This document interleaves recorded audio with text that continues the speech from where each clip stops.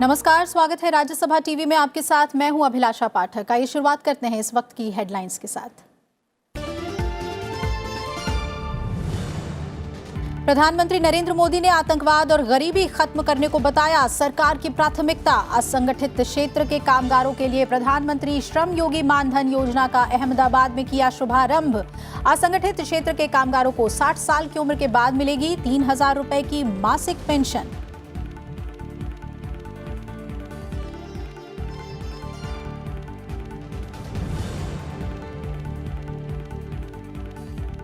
उच्च शिक्षण संस्थानों में नियुक्तियों में आरक्षण संबंधी 200 पॉइंट रोस्टर के पक्ष में केंद्र सरकार। मानव संसाधन विकास मंत्री प्रकाश जावड़ेकर ने कहा, कैबिनेट की मंजूरी के लिए भेजा गया है संबंधित अध्यादेश। सामाजिक न्याय के लिए हमेशा खड़ी रहने की जताई सरकार की प्रतिबद्धता।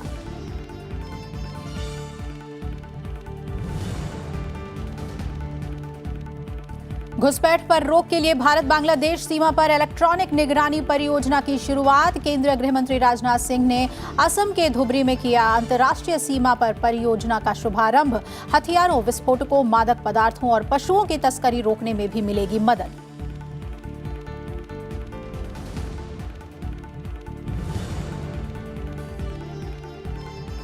पाकिस्तान सरकार के आतंकवादियों के खिलाफ सांकेतिक कार्रवाइयों से भारत संतुष्ट नहीं। पाक को घेरने के लिए भारत नए सिरे से करेगा राजनयिक पहल। जैश ए मोहम्मद और उसके सरगना मसूद अजहर के खिलाफ डोजियर को भारत संयुक्त राष्ट्र सुरक्षा परिषद के सभी देशों के साथ करेगा साझा।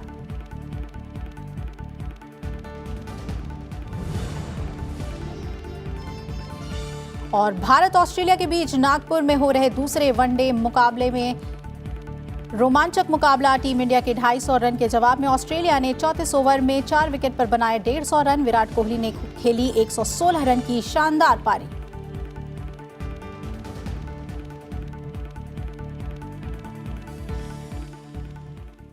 प्रधानमंत्री नरेंद्र मोदी ने आज अहमदाबाद के वस्त्राल में प्रधानमंत्री श्रम मानधन पेंशन योजना लॉन्च की। इस योजना के जरिए दिहाड़ी मजदूरी करने वाले, घरों में काम करने वाले जैसे असंगठित क्षेत्र के मजदूरों को 60 साल की उम्र के बाद 3,000 रुपए की मासिक पेंशन देने की योजना है।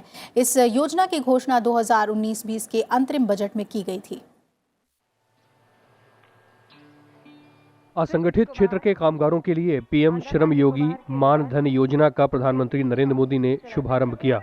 इस स्कीम के तहत देश भर में असंगठित क्षेत्र से जुड़ा हुआ कोई भी कामगार जिसकी महीने की आमदनी 15,000 रुपए या उससे कम हो, वो सरकार की पेंशन स्कीम का फायदा ले सकेगा। प्रधानमंत्री श्रम योगी मानधन योजना यानी पीएम स्कीम आप सभी के लिए देश के लगभग 42 करोड़, यह आंकड़ा सुनकर के ही आपको ताज्जुब होगा, देश के 42 करोड़ श्रमिकों, कामगारों की सेवा में समर्पित है। और मेरे लिए कार्यक्रम क्या है? अगर मुझे एक वाक्य में कहना होगा तो मैं कहूंगा कि भारत को जिन्होंने निर्माण कर रहे हैं, भव्य भारत के सच्चे जो निर्माता है, ये हमारी योजना मेरे हिसाब से मां भारती के मजदूरों के पसीने का, मां भारती के मजदूरों के पसीने का, मां भारती के भाल पर यह तिलक के समान है। प्रधानमंत्री ने कहा कि आजादी के बाद की यह ऐसी पहली योजना है जिसने समाज के उस वर्ग को छुआ है जिसके बारे में कभी सोचा ही नहीं गया। गरीबी हटाने के नारे खूब लगाए गए। गरीबों के नाम पर वोट बटोरने वालों ने 55 साल तक देश में राज किया, लेकिन असंगठित क्षेत्र के मजदूरों के लिए कोई योजना नहीं बनाई गई। भाइयों और बहनों, आजादी के बाद के इतिहास की यह पहली योजना है जिसने समाज के उस वर्ग को छुआ है जिसके बारे में कभी सोचा ही नहीं गया, जिनको अपने नसीब पर, अपने भाग्य पर छोड़ दिया गया था। नारे खूब लगाए गए, राजनीति करने में कोई कसर नहीं छोड़ी गई। किसी ने गरीबी हटाने के नारे लगाए, कुछ लोग अपने आप को मजदूरों का मसीहा कहने लगे। इस देश में कई राज्यों में कम्युनिस्टों को सरकार बनाने का मौका मिला, लेकिन उन्होंने कभी असंगठित मजदूरों के लिए ऐसी योजना नहीं बनाई। इस योजना का ऐलान 1 फरवरी को वित्त मंत्री पीयूष गोयल ने अंतरिम बजट पेश करते हुए किया था। योजना से जुड़ने के लिए देश भर में कुल 3,13,000 साझा सेवा केंद्र बनाए गए हैं। Bureau report, Rajya Sabha TV. और आइए अब आपको बताते हैं कि आखिर प्रधानमंत्री श्रम योगी मानधन योजना क्या है। प्रधानमंत्री श्रम योगी मानधन योजना दिहाड़ी और असंगठित क्षेत्र के मजदूरों को हर माह पेंशन देने की महत्वाकांक्षी योजना है। योजना के तहत असंगठित क्षेत्र के 18 से 40 वर्ष की आयु के कामगार योजना को अपनाने के पात्र होंगे। इससे जुड़ने वाले कामगारों को उनके अंशदान पर 60 वर्ष की आयु के बाद 3,000 रुपए मासिक पेंशन दी जाएगी। पेंशन का लाभ लेने के लिए सरकार ने कुछ शर्तें रखी हैं। यदि कोई लाभार्थी 18 साल की उम्र में इस स्कीम में हिस्सा लेता है तो उसे 55 रुपए प्रीमियम के तौर पर देना होगा। 29 साल की उम्र में योजना का हिस्सा बनने पर 100 रुपए मासिक का प्रीमियम देना होगा। 40 साल की उम्र में जुड़ने वालों को 200 रुपए का मासिक अंशदान करना होगा। ये आपको अपने बुढ़ापे का एक मजबूत संबल इससे मिलने वाला है। आपका इस योजना से आप ही आपके सहायक बन गए हैं, आप ही खुद आपका सहारा बन गए हैं और मोदी सरकार सहायक के रूप में कंधे से कंधा मिला करके आपके साथ खड़ी है। योजना के तहत पंजीकरण करने वालों को विशिष्ट आईडी नंबर भी जारी किया गया है। इस योजना का फायदा ऐसे मजदूरों को मिलेगा जिनकी महीने की आमदनी 15,000 रुपए से कम है। 15 फरवरी से योजना के लिए रजिस्ट्रेशन प्रक्रिया शुरू हो चुकी है। Bureau report, Rajya Sabha TV. प्रधानमंत्री नरेंद्र मोदी ने कहा है कि विपक्ष के लोग एयर स्ट्राइक का सबूत मांगकर सेना को ही कमजोर कर रहे हैं। उन्होंने कहा कि ये वही लोग हैं जिन्होंने मुंबई हमले में पाकिस्तान को क्लीन चिट दे दी थी। उन्होंने कहा कि पाकिस्तान पर एयर स्ट्राइक हुई, लेकिन सदमा देश के कुछ लोगों को लगा। प्रधानमंत्री मध्य प्रदेश के धार में विजय संकल्प रैली को संबोधित कर रहे थे। हमारी सेना का जो पराक्रम है, उस पराक्रम पर आपको गर्व है? गर्व है? गर्व है? साथियों, आपको लगता है कि हमारे वीर जवानों ने सही किया? पूरे देश को लगता है कि हमने सही किया? अरे सारी दुनिया ने कह दिया था कि हां, हिंदुस्तान के लिए यही मार्ग था। लेकिन हमारे देश का दुर्भाग्य है कि हां, कुछ ऐसे लोग हैं जिनको ऐसा नहीं लगता है। भाइयों और बहनों, जिस पार्टी ने सबसे लंबे समय तक देश पर शासन किया, जिस पार्टी के नेताओं ने हमारी पराक्रमी सेना के हाथ बांध करके रखे, उसके नेता अब हमारे वीर जवानों के सामर्थ्य पर सवाल उठा रहे हैं। केंद्र सरकार विश्वविद्यालयों में आरक्षण रोस्टर को लेकर गुरुवार तक अध्यादेश ला सकती है। केंद्रीय मानव संसाधन विकास मंत्रालय ने एक अध्यादेश कैबिनेट की मंजूरी के लिए भेजा है। इससे पहले मानव संसाधन विकास मंत्री प्रकाश जावड़ेकर ने आश्वासन दिया है कि केंद्र सरकार शैक्षणिक संस्थानों में आरक्षण रोस्टर बहाल करने को प्रतिबद्ध है और इस संबंध में किसी विरोध प्रदर्शन की जरूरत नहीं। इस संबंध में छात्रों और शिक्षक संगठनों की ओर से सरकार से आग्रह किया गया है कि शिक्षक पदों में आरक्षण इकाई के रूप में कॉलेजों और विश्वविद्यालयों में 200 पॉइंट की रोस्टर प्रणाली को बहाल करने के लिए अध्यादेश लाया जाए। आरक्षण होना चाहिए और डिपार्टमेंट वाइज नहीं होना चाहिए, यही सरकार की भूमिका है। और इसलिए मैंने लोकसभा में और राज्यसभा में आश्वासन दिया था कि अगर हमारा रिव्यू पिटीशन खारिज होता है तो कानूनन जो उपाय है वो हम करेंगे, लेकिन डिपार्टमेंट वाइज रोस्टर नहीं होगा और यूनिवर्सिटी वाइज ही रोस्टर होगा। आज भी मैं वही दोहरा रहा हूं और 2 दिन प्रतीक्षा करें लोग, उनको 2 दिन में न्याय मिलेगा, इतना मैं आज आश्वस्त कर सकता हूं। उधर केंद्रीय गृह मंत्री राजनाथ सिंह ने आज असम के धुबरी जिले में भारत बांग्लादेश सीमा पर घुसपैठ को रोकने के लिए इलेक्ट्रॉनिक सीमा निगरानी प्रणाली का उद्घाटन किया। ये परियोजना भारत बांग्लादेश सीमा पर ब्रह्मपुत्र और उसकी सहायक नदियों को पूरी तरह से सुरक्षित करने में सीमा सुरक्षा बल की मदद करेगा। बांग्लादेश में लगी 4000 किलोमीटर लंबी सीमा की सुरक्षा का दायित्व सीमा सुरक्षा बल पर है। विभिन्न स्थलों पर भौगोलिक बाधाओं के कारण सीमा पर बाड़ लगाना संभव नहीं है। धुबरी जिले में 61 किलोमीटर के सीमा क्षेत्र में बरसात के दौरान निगरानी कार्य काफी कठिन होता है। ब्रह्मपुत्र नदी इस क्षेत्र में बांग्लादेश में प्रवेश करती है और यहां से उसकी कई शाखाएं निकलती हैं। इस समस्या से निपटने के लिए गृह मंत्रालय ने 2017 में सीमा सुरक्षा बल की तैनाती के अलावा प्रौद्योगिकी के जरिए निगरानी करने का फैसला लिया था। ये बोल्ड क्विट सिस्टम जो है बहुत ही एक इफेक्टिव सिस्टम है। जहां फेंसिंग रहती है वहां पर भी हमारे बॉर्डर सिक्योरिटी फोर्स के जवानों को बराबर मूवमेंट, पेट्रोलिंग करनी पड़ती है रात और दिन। तो मैं समझता हूं कि एक बहुत बड़ी मुसीबत से भी छुटकारा मिलेगा। उसमें थकावट होती है, ज्यादा फोर्स डिप्लॉय करनी पड़ती है। अब कहीं किसी निश्चित स्थान पर जो हमारी बीओपीज होंगी वहां पर बैठे होंगे और यहां पर जो कमांड एंड कंट्रोल सेंटर है, यहां से जो ही जानकारी मिले तुरंत with in a few second उनको सूचना पहुंचेगी और वहां से वो मूव करेंगे। और वही केंद्रीय गृह मंत्री राजनाथ सिंह ने असम के धुबरी जिले में एक जनसभा को संबोधित करते हुए कहा कि राजनीतिक पार्टियों से अपेक्षा की जाती है कि राजनीति सिर्फ सरकार बनाने के लिए नहीं की जानी चाहिए, राजनीति देश बनाने के लिए की जानी चाहिए। उन्होंने कहा कि हमारे देश के कुछ नेता सेना के शौर्य पर सवाल उठा रहे हैं।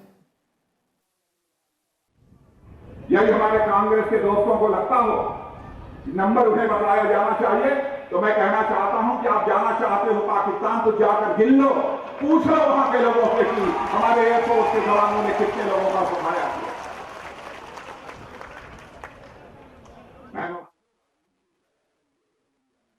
बीजेपी के वरिष्ठ नेता रविशंकर प्रसाद ने कांग्रेस पर बालाकोट हमले का राजनीतिकरण करने का आरोप लगाया है।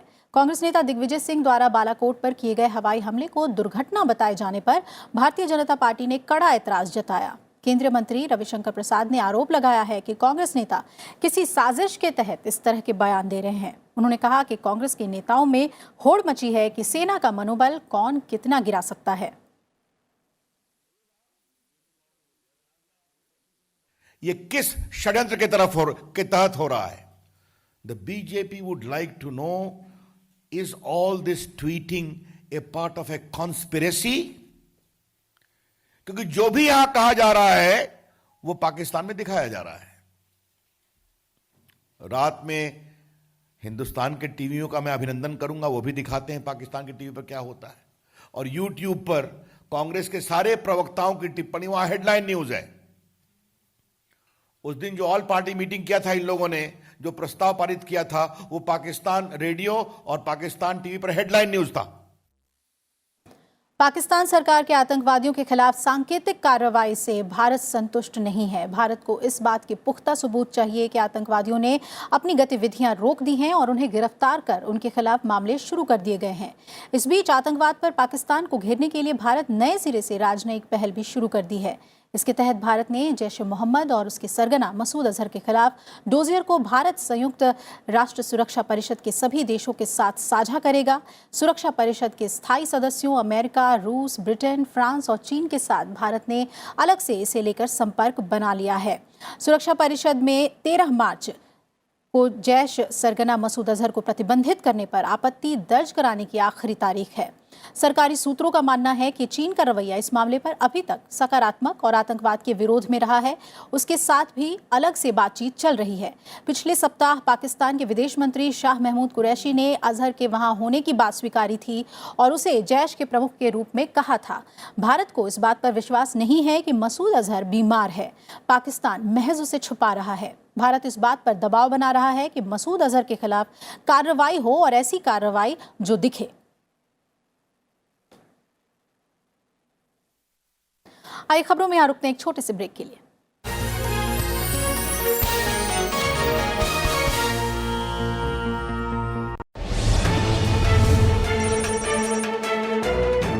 आतंकवाद पर ईरान की पाकिस्तान को चेतावनी, आतंकवाद पर सख्त कार्रवाई की मांग, पाकिस्तान पर बढ़ता अंतर्राष्ट्रीय दबाव।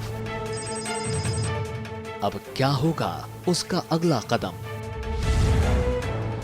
देखिए देश देशांतर रात 8:30 बजे सिर्फ राज्यसभा टीवी पर।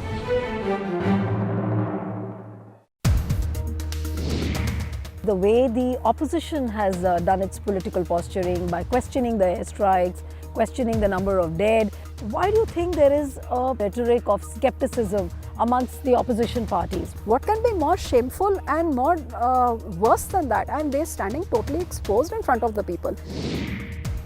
Post the Pulwama strikes, Amrinder Singh hails the strike and Navjot Singh Sidhu is totally at a different tangent. Pakistan has entered Punjab Congress at the top level and Rahul Gandhi has allowed that to happen. So we often see that in the center also, they speak the Pak language today. A number of leaders have quit Shiromani Akali Dal and they are joining Congress. For the first time in Punjab, for 10 years, one party stayed in power. So after 10 years, when we were not so powerful, now they are again helping the Congress by ensuring that Akali Dal becomes weaker. So this is a Congress ploy. Watch To The Point with Union Minister Harsimrat Kaur Badal only on Rajya Sabha television.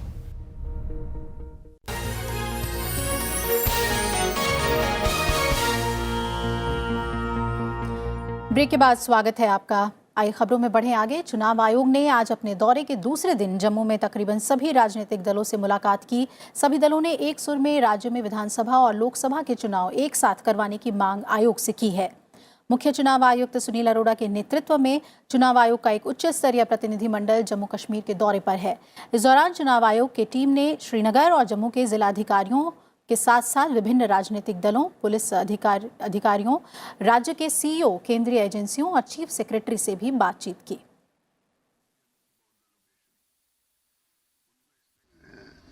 Division के सभी अधिकारियों से, जिला अधिकारियों से बातचीत हुई।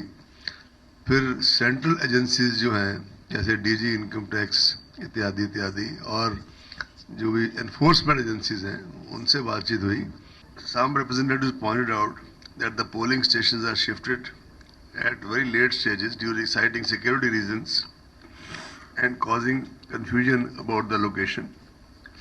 उनको एक्सप्लेन किया गया कि हालांकि अमूमन पोलिंग स्टेशन ऐसे शिफ्ट नहीं होते, लेकिन जिन इलाकों में कुछ ऐसे हालात हों, शेलिंग के हालात हों या वैसे हालात हों, वहाँ पे कई बार पोलिंग स्टेशन एक बार या दो बार शिफ्ट करने पड़ सकते हैं, लेकिन ये सब मौके पे मैसर है।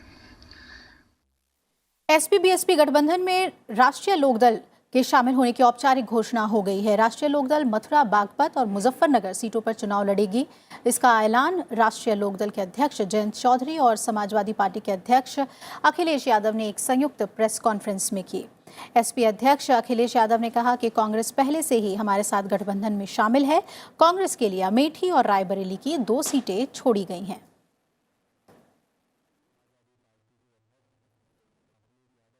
लोकसभा चुनाव के लिए दिल्ली में आम आदमी पार्टी के अभियान को झटका लगा है। कांग्रेस ने आज ऐलान कर दिया कि दिल्ली में आम आदमी पार्टी के साथ उसका गठबंधन नहीं होगा। दिल्ली कांग्रेस की अध्यक्ष शीला दीक्षित ने खुद इसका ऐलान किया। राहुल गांधी ने इस मुद्दे पर दिल्ली के नेताओं की बैठक बुलाई थी, जिसमें आप से गठबंधन को पूरी तरह से नकार दिया गया। डिसीजन था कि क्या हमें गठबंधन करना चाहिए, नहीं तो यूनानिमस डिसीजन यही हुआ कि गठबंधन नहीं होगा। राहुल जी ने थे वहाँ पे, राहुल जी के सामने ये डिसीजन हुआ, तो इट्स फाइनल। और उधर डीएमके ने लोकसभा चुनाव को लेकर तमिलनाडु और पुडुचेरी में अपने सहयोगी दलों के साथ सीटों का बंटवारा कर लिया है। तमिलनाडु के 39 और पुडुचेरी की 1 सीट मिलाकर 40 सीटों में से डीएमके 20 सीटों पर चुनाव लड़ेगी, जबकि उसने कांग्रेस के लिए 10 सीट, सीपीआई, सीपीएम और वीसीके के लिए 2-2 सीट देने का ऐलान किया है, जबकि एमडीएमके, आईजीके, आईयूएमएल और केडीएमके को 1-1 सीट देने की घोषणा की है।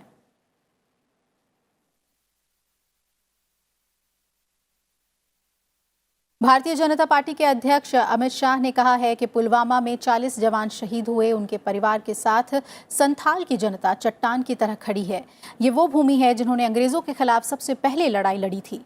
केंद्र और झारखंड में पूर्ण बहुमत बनने के बाद पता चला कि विकास कैसे होता है। अमित शाह झारखंड के गोड्डा में बूथ कार्यकर्ता सम्मेलन को संबोधित कर रहे थे।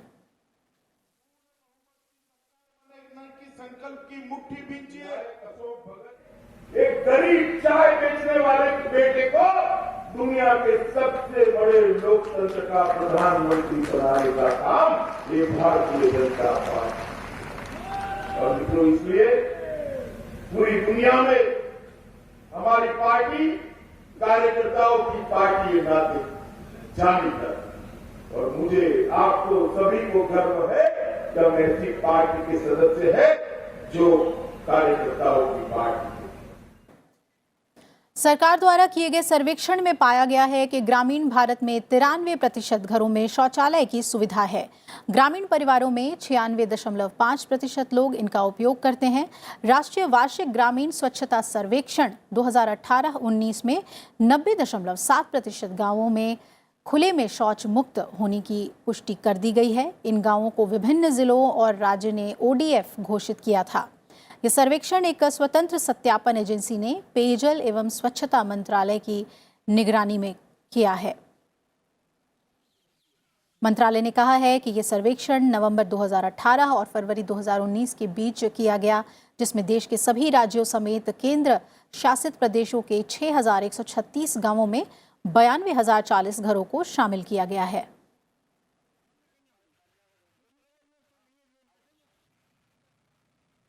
पेट्रोलियम और एक्सप्लोसिव रिसर्च ऑर्गेनाइजेशन ने सुप्रीम कोर्ट को बताया है कि कम प्रदूषण वाले ग्रीन पटाखों का फॉर्मूला तैयार किया जा चुका है। जल्द ही इसका ट्रायल शुरू किया जाएगा। कोर्ट ने केंद्र सरकार से फॉर्मूले पर राय मांगी थी।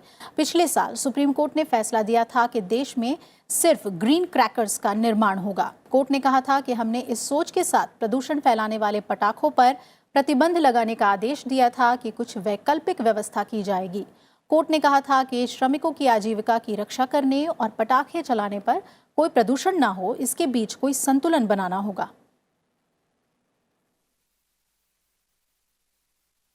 भारत एक देश द्वारा प्रायोजित आतंकवाद को कहीं ज्यादा गंभीर रूप से झेल रहा है। ये बातें भारतीय नौसेना प्रमुख एडमिरल सुनील लांबा ने दिल्ली में इंडो पैसिफिक रीजनल डायलॉग में कही। उन्होंने कहा कि 3 हफ्ते पहले ही जम्मू कश्मीर में आतंकवादी हमले का भयावह रूप देखा गया। ये हिंसा उन आतंकवादियों द्वारा की गई थी जिन्हें उस देश का समर्थन हासिल है जो भारत को अस्थिर करना चाहता है। एडमिरल सुनील लांबा ने कहा कि हमारे पास ऐसी भी रिपोर्ट्स हैं कि आतंकवादियों को अलग अलग तरीकों से हमले करने की ट्रेनिंग दी जा रही है, जिनमें समुद्र के रास्ते हमला करना भी शामिल है। एडमिरल लांबा ने कहा कि भारतीय प्रशांत क्षेत्र ने हालिया सालों में आतंकवाद के कई रूप देखे हैं और दुनिया के इस हिस्से में कुछ ही देश इसकी चपेट में आने से अब तक बच पाए हैं। हाल के समय में आतंकवाद जिस तरह वैश्विक हो गया है, उससे खतरा और भी बढ़ गया है। एडमिरल सुनील लांबा ने इस समस्या से निपटने के लिए विश्व समुदाय से एक होने की अपील की। Witnessed multiple forms of terrorism in recent years, and few countries in this part of the world have been spared by this cause. The global nature which terrorism has acquired in recent times has further enhanced the scope of this threat. India, however, faces a far more serious version of terrorism, state-sponsored terrorism. You have all witnessed the horrific scale of the extremist attack in the Indian state of Jammu and Kashmir just 3 weeks ago. This violence was perpetuated by extremists aided and abetted by a state which seeks to destabilize India. We also have reports of terrorists being trained to carry out attacks with various modus operandi, including through the medium of the sea. We have seen how quickly terrorist groups evolve across the globe. With the particular brand of terror may well become a global problem in the near future. The Indian security establishment is continuously working to address this menace. It is imperative that the global common community acts in concert to contain and eliminate terrorism in all its forms. और अब बात cricket की करते हैं। नागपुर में खेले जा रहे दूसरे वनडे में भारत द्वारा दिए गए 251 रन के लक्ष्य के जवाब में ऑस्ट्रेलियाई टीम ने 39 ओवर में 5 विकेट खोकर 181 रन बना लिए हैं। टॉस हारकर पहले बल्लेबाजी कर रही टीम इंडिया ने विराट कोहली की शतकीय पारी के बूते ऑस्ट्रेलिया के सामने 251 रन का लक्ष्य रखा। नागपुर में खेले जा रहे 5 मैच की सीरीज के दूसरे मुकाबले में विराट ने कप्तानी पारी खेलते हुए अपने वनडे करियर का 40वां शतक पूरा किया। विराट के अलावा कोई भी दूसरा बल्लेबाज क्रीज पर टिक नहीं पाया। रोहित शर्मा और MS धोनी तो खाता भी नहीं खोल पाए।